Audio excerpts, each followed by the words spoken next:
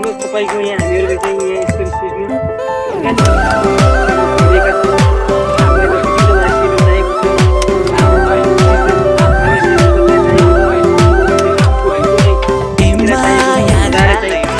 किन जाली हालेको किन कुकुर पालेको घुर्दै हेऱ्यो फुकेन नजिक जाँदा झन्डै टुकेन घुर्दै हेऱ्यो फुकेन नजिक जाँदा झन्डै टुकेन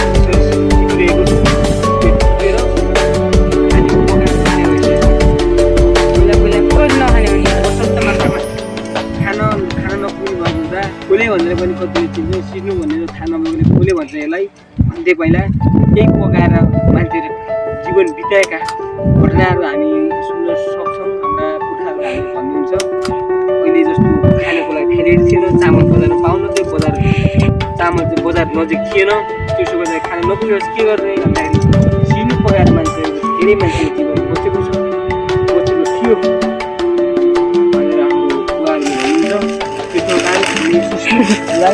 कारण दिनुपर्छ हामीले भन्ने लासो लाग्दा हाम्रो चाहन्छु।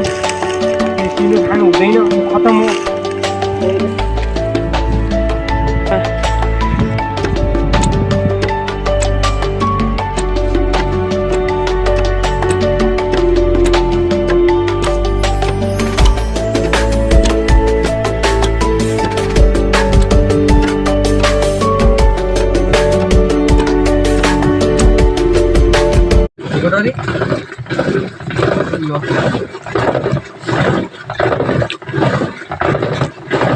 अब मैं चल नाम कर लूँ